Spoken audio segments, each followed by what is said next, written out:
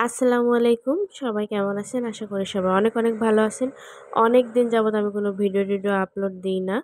তো আজকে ভাবতেছি যে একটা ডেইলি ব্লগ শেয়ার করব। ডেইলি ব্লগ বলতে এটা সন্ধ্যা থেকে রাত অবধি আমি যেটুকু করছি সেটুকুই। বাকিগুলা ভিডিও করতে পারি নাই। তো সন্ধ্যাবেলা আনার পাপা মাছ নিয়ে আসছিল এখানে। ৩ রকমের মাছ। আমার হচ্ছে ফ্রিজে রেখে আর মাছ খেতে ভালো লাগছে না। এজন্য আমি বললাম যে, "একবারের মতো হয় এরকম করে তুমি ৩-৪ রকম মাছ নিয়ে আসবা।"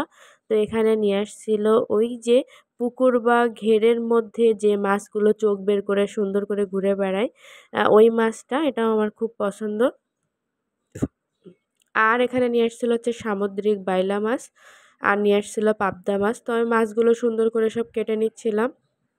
এখানে এই মাছটার পেটে দেখলাম ডিম হয়েছে।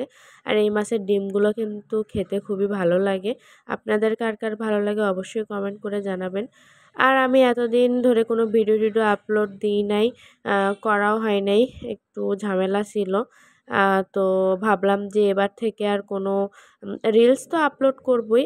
আর সাথে ডেইলি যে আমি সারাদিন কি করি সেই ব্লগটা আপনাদের সাথে শেয়ার করব। অবশ্যই ভিডিওগুলো ভালো লাগলে শেয়ার করবেন, লাইক করবেন, কমেন্ট করবেন এবং আমার পাশে থেকে আমাকে সামনের দিকে এগিয়ে যাওয়ার জন্য সাহায্য করবেন। তো মাছগুলো আমি সব সুন্দর করে কেটে নিচ্ছিলাম।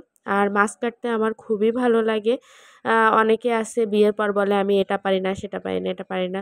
বাট আমার সব কাজ করতে খুবই ভালো লাগে। আর মাছ কাটা আমার ছোটোবেলা থেকেই খুব ভালো লাগে। আমার চাচি দাদিরা যখন কাটতো, আমিও আমার একটা ছোট বঁটি ছিল সেটা নিয়ে বসে যেতাম। আর এখানে এই যে সরিষা পাবদা করব বলে আমি পাবদা মাছগুলো একটু ভেজে নিয়েছি হালকা। আর এখানে হচ্ছে ধুন্দুল আর আলু চিংড়ি মাছ রান্না করব।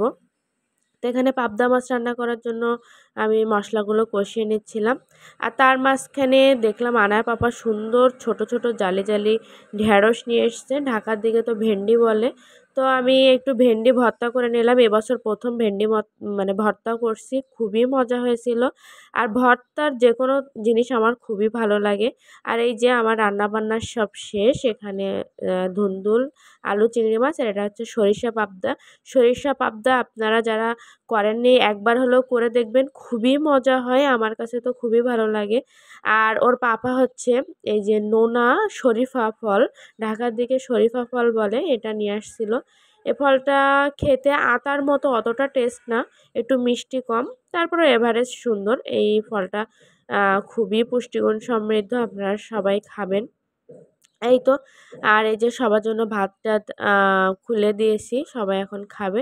তো সবার কেমন লাগলো অবশ্যই কমেন্ট করে জানাবেন। সবাই ভালো থাকবেন। আল্লাহ হাফেজ।